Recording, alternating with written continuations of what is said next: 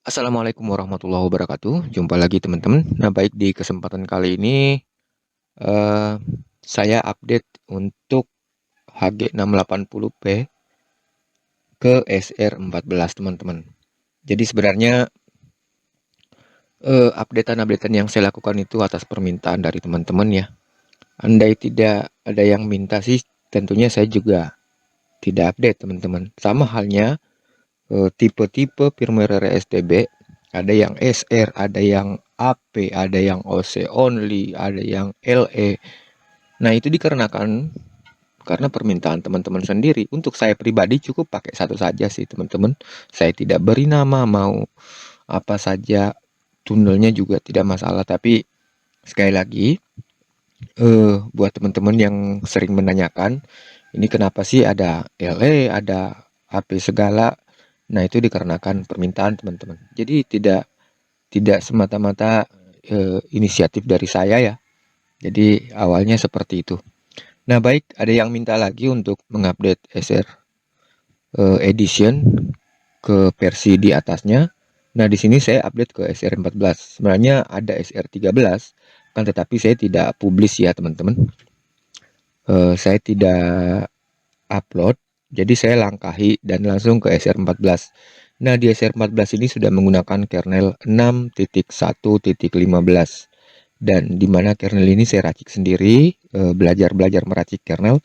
Nah, kemudian di versi ini itu WiFi internal off ya, teman-teman. Jadi silakan menggunakan akses point untuk memancarkan WiFi-nya. Nah, baik, kita lanjut lagi. Masih seperti sebelumnya, teman-teman, berhubung karena ini masih firmware 21, maka masih menggunakan firewall 3 atau IP table ya. Nah, kita lanjut lagi di sistem log seperti ini. Tidak ada yang berubah ya, teman-teman, kecuali kernel di sini bisa kita lihat. Nah, kita lanjut di bagian proses. Nah, net monitor sudah disatukan dengan bandwidth HD. Jadi bandwidth HD-nya sudah tidak ada di menu status, masuknya ke menu net monitor, teman-teman.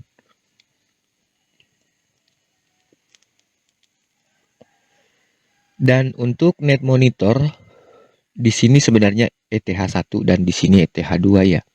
Nah, berhubung saya tidak menggunakan keduanya, saya justru menggunakan USB 0 karena sementara tethering. Dan tentunya di SR ini sudah otomatis ya ngedeteksi dan mengarahkannya. Tidak harus setting manual. Nah, ini juga pernah ada yang tanyakan. Ini kalau misalkan dirubah menjadi ETH1 kemudian di save and apply dan di restart itu balik lagi. Nah, iya karena ini adalah serba otomatis, teman-teman. Jadi otomatis ngedetek modem, otomatis menentukan interface-nya sehingga pada saat booting awal memang tidak ada WAN 1 dan WAN 2 di sini. Jadi nanti ada delay beberapa saat kemudian muncul WAN 1 dan WAN 2. Kemudian men-scan interface atau modem yang terpasang seperti itu, baik modem maupun USB tulannya. Nah, kita lanjut di bagian status rilis RAM masih wajib, base 64 decode juga penting. Kemudian, nah berhubung memang masih 21, firmware 21, nah makanya M13 atau load balancing masih tetap disertakan di sini, teman-teman. Soalnya masih full kompatibel dengan IP table atau firewall 3. Nah, baik, kita lanjut di bagian sistem. Saya ingatkan lagi teman-teman, tolong time zone-nya disesuaikan dengan TKP masing-masing.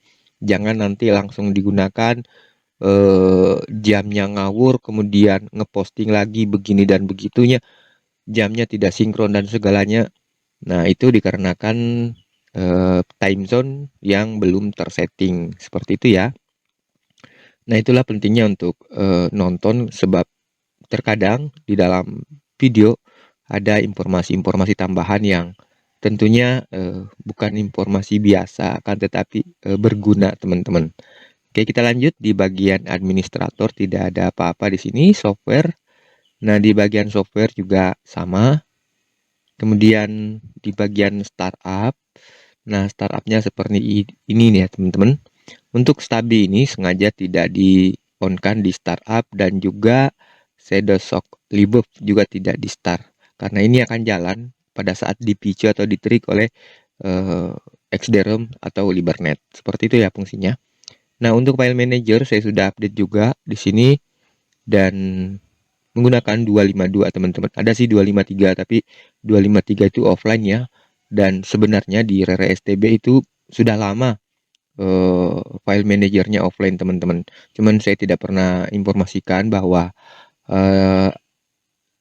di file manager Rare STB itu tidak butuh internet untuk ngeload icon. Jadi seperti itu ya, cukup teman-teman buktikan saja. Saya tidak harus memberikan penjelasan semuanya.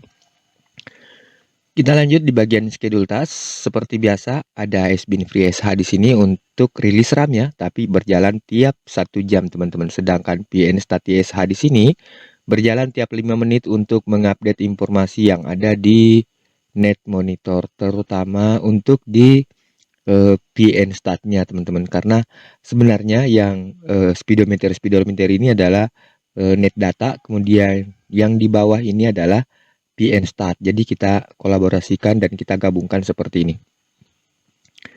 Nah, baik, kita lanjut. Tadi sampai sistem, startup, file manager, schedule, dan disk manager masih tetap diikutkan teman-teman untuk mengekspan, bisa digunakan untuk mengekspan space ya. Terutama di SR ini memang sengaja saya buat space-nya kecil ya teman-teman. Jadi banyak yang kesulitan bagi teman-teman untuk menginstal apa-apa gitu, menambahkan aplikasi karena space-nya kecil. Namun di sini sudah disertakan disk manager untuk menambah space-nya ya. Untuk tutorialnya sendiri ada di Indonesian Test Channel untuk memperluas space OpenWRT kita menggunakan disk manager. Nah, baik, kita lanjut. Bagian mount point tidak ada masalah. Nah, untuk Amlogic service-nya sendiri ini sudah saya update ke yang terbaru pada saat ini teman-teman. Dan untuk mengganti kernel juga silakan, sudah bisa digunakan di sini. Misalkan pengennya SR ini di on-kan WiFi, tinggal ganti kernel ke kernel 5 ya, seperti itu. Sedangkan kernel 6 memang belum bisa on WiFi di internal teman-teman. Begitu juga untuk penginstalan, namun di SR14 ini saya belum coba untuk menginstal ke internal ya. Saya masih menggunakan SD card teman-teman. Nah, baik, kita lanjut di bagian modem. Tidak ada yang berubah juga, sebab ini adalah campuran dari firmware router ya. Nah, makanya di sini di bagian modem semua skripnya berasal dari router OpenWRT teman-teman. Kita lanjut di bagian service. Tentunya masih ada SDRM. Meskipun masih belum ada update sampai sekarang, sudah 2 tahun ya belum ada update baik Libernet maupun SDRM. Namun belum ada permintaan untuk penghapusan di Rare STB, makanya masih disertakan di sini teman-teman. Jadi suatu saat nanti akan datang jika ada informasi lagi untuk meminta penghapusan. Nah, kemungkinan besar saya juga hapus dan tidak menutup kemungkinan untuk dipasang kembali jika sudah ada update. Namun itu saya juga menunggu saja informasi dari teman-teman. Kalau memang harus dihapus dan sudah ada 2-3 bahkan sudah banyak yang menginstruksikan ya, mungkin saya akan terapkan. Kemudian kita lanjut Libernet dan OpenClass di sini teman-teman. Saya sudah update ke OpenClass yang terbaru yaitu versi 0.45.100. Nah, itulah sebabnya kenapa di SR14 ini tidak ada Adguar Home, karena sebenarnya Adguar Home sudah tidak terlalu kompatibel dengan OpenClass-nya, sedikit-sedikit semi-semi bentrok teman-teman. Itu dikarenakan masing-masing aplikasi sudah mempunyai handle ke atau akses penuh ke DNS mask dan firewall. Bisa teman-teman lihat di sini di bagian plugin setting. Di sini di DNS sudah ada kontrol ya untuk disable DNS dan firewall redirect. Jadi sudah punya akses kontrol penuh ke OpenWRT untuk merubah dua jenis redirect ini teman-teman. Makanya Adguar Home sudah tidak terlalu kompatibel dengan dengan OpenClass terbaru, maksudnya seperti itu ya. Nah, kita lanjut. Speed limiter juga masih tetap saya ikutkan di sini. Namun ini tidak otomatis jalan ya, ini sementara stopper. Jadi jika ingin enable tinggal centang dan tentukan saja teman-teman. Baik, kita lanjut. Di sini masih ada zero tier seperti sebelum-sebelumnya. Ini adalah sesuatu yang penting untuk digunakan sebagai kontrol jarak jauh tentunya. Nah, di sini terminal seperti ini, teman-teman. Kemudian di bagian network juga tidak ada yang berubah kecuali menu wireless. Jadi menu wireless sudah tidak ada di sini dikarenakan ini sudah menggunakan kernel 6 dan WiFi internal off tentunya. Nah, baik, saya rasa cukup sampai di sini teman-teman. Mudah-mudahan bermanfaat. Jadi teman-teman yang memesan untuk diupdate silakan. Saya sudah publish ya. Semoga saja bermanfaat. Terima kasih banyak. Assalamualaikum warahmatullahi wabarakatuh.